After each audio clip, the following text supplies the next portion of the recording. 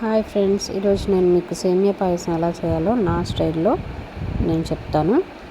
యాక్చువల్గా వాయిస్ కూడా రికార్డ్ చేశాను, బట్ నాయిస్ వస్తుందని తీసేసాను, వాయిస్ ఓవర్ ఇస్తున్నాను.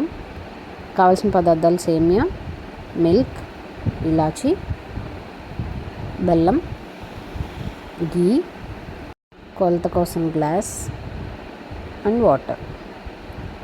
నేను 2 బాండీలు తీసుకున్నాను. ఒకటి సేమియా ఫ్రై చేయడానికి అండ్ ఇంకొకటి బెల్లం కరగబెట్టడానికి. నేను బెల్లం కరగబెట్టి వేస్తాను. ఫస్ట్ స్టవ్ ఆన్ చేద్దాము. గీ వేసుకుందాం సేమియా ఫ్రై చేసుకోవడానికి. కొంచెం ఎక్కువే వేసాను, టేస్ట్ బాగుంటుందని. మనం ఈ కప్తో నేనైతే 1.5 కప్ సేమియా వేసాను. గ్లాస్ జార్, ఓకే, 1 కప్ వేసాను. ఇంకొక కప్లో హాఫ్, అంతే. ఇప్పుడు గోల్డెన్ బ్రౌన్ వచ్చే వరకు ఫ్రై చేసుకుందాం.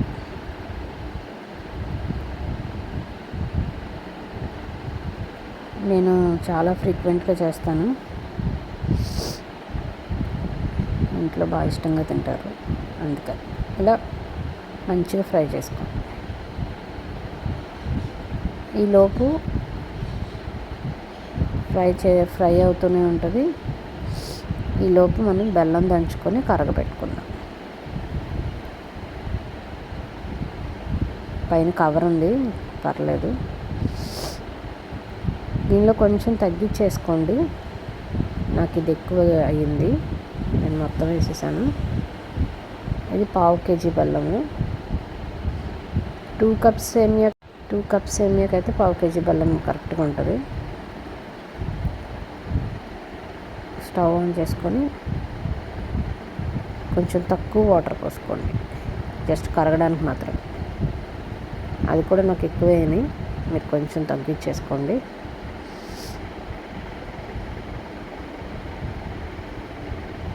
ఇప్పుడు సేమియాని ఫ్రై చేసుకున్నాం. బెల్లం లైట్గా తిప్పేసిన తర్వాత సేమియాని ఫ్రై చేసుకున్నాం. కొంచెం దగ్గరే ఉన్నాం కాబట్టి హై ఫ్లేమ్లో పెట్టుకోవచ్చు, లేకపోతే మీడియం ఫ్లేమ్.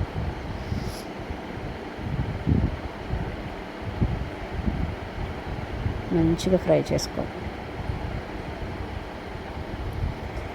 కొంతమంది బెల్లం కరగపెట్టకుండా వేసేస్తారు. నేను ఎందుకు కరగపెడతానంటే దానిలో ఏమైనా డస్ట్ ఉంటే ఫిల్టర్ చేసుకోవడానికి నేను కరగపెడుతున్నాను. కొంచెం గీ ఎక్కువ వేసాను, అందుకనే మంచిగా ఫ్రై అవుతున్నాయి. నేను యాక్చువల్గా అన్ని స్టీల్యే వాడుతున్నాను. ఈ మధ్య అల్యూమినియం వాడకూడదని చెప్తున్నారు కదా, అందుకని అన్ని స్టీలే మ్యాక్సిమం. కాలుతుందని టిష్యూ ఇచ్చింది మా పాప, దాన్ని పట్టుకొని కరగబెడుతున్నాను. ఒక పక్కన ఇది ఫ్రై చేసాను, గోల్డెన్ బ్రౌన్ వచ్చేసింది చూడండి. ఇంక నేను ఇప్పుడు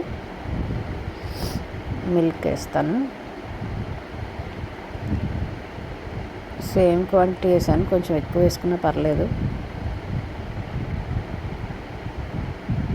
నేను ఇక్కడ వాటర్ యాడ్ చేస్తాను చూడండి, ఎందుకంటే మరీ గట్టిగా అయిపోకుండా సేమియా వాటర్ యాడ్ చేస్తున్నాను. ఇప్పుడు మంచిగా ఉడికించండి,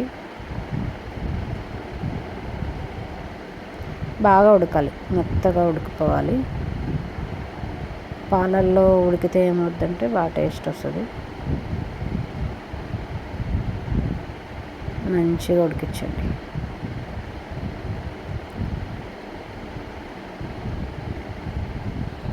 మంచిగా ఉడికాక మళ్ళీ కలుద్దాం.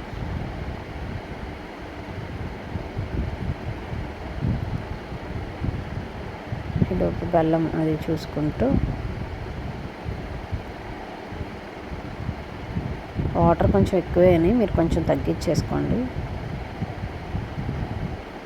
వీడియో తీసే హడావుడిలో కొంచెం ఎక్కువ వాటర్ వేసాను. సో మీరు కొంచెం తగ్గించుకోండి, అప్పుడు నీళ్ళుగా లేకుండా ఉంటుంది. ఇంకా బాయిల్ రాలేదు, అందుకే కొంచెం హై ఫ్లేమ్ పెట్టాను.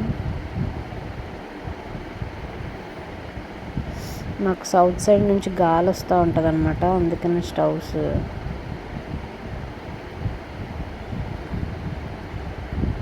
ఈలోపు ఇలాచి దంచి పెట్టుకున్నా.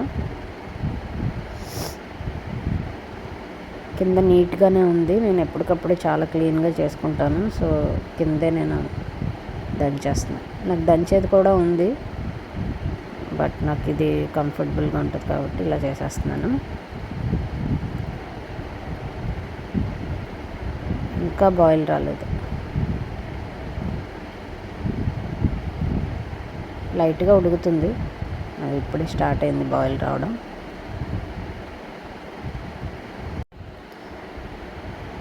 చూడండి ఉడుకుతుంది, యా బాయిల్ వచ్చేసింది.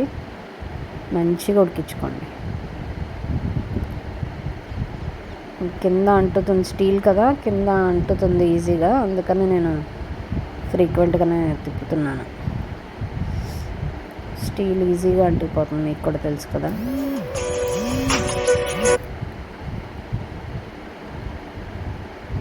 యా బాయిల్ వస్తుంది మంచిగా.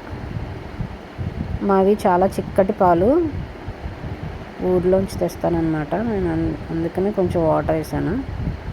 ఉడుకుతాయి, లేకపోతే ఈజీగా దగ్గర అంటుకుపోతుంది కింద. నేను ఇలాచీ వేసేసాను,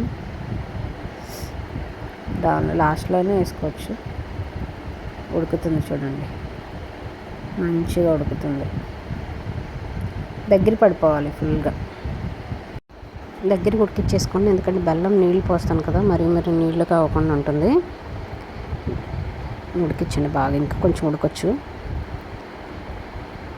ఇంక ఇప్పుడు బెల్లం నీళ్ళు వడకట్టుకొని వేసేద్దాము. నేను యాక్చువల్గా బెల్లం నీళ్ళు పోసే క్లిప్ మిస్ అయింది, ఫోన్ పట్టుకోవడం కుదరలేదు, అందుకని బెల్లం నీళ్ళు పోసిన తర్వాత క్లిప్ యాడ్ చేశాను.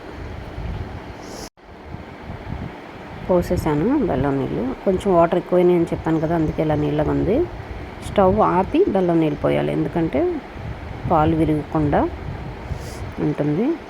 నేను కాసేపు అయిన తర్వాత చూస్తే ఇది గట్టి పడిపోయింది, కానీ కొంచెం బెల్లం తగ్గించేసుకోండి అండ్ వాటర్ కూడా తగ్గించేసుకోండి. పాలు ఇంకా కొంచెం కావాలంటే యాడ్ చేసుకోవచ్చు, విరిగిపోకుండా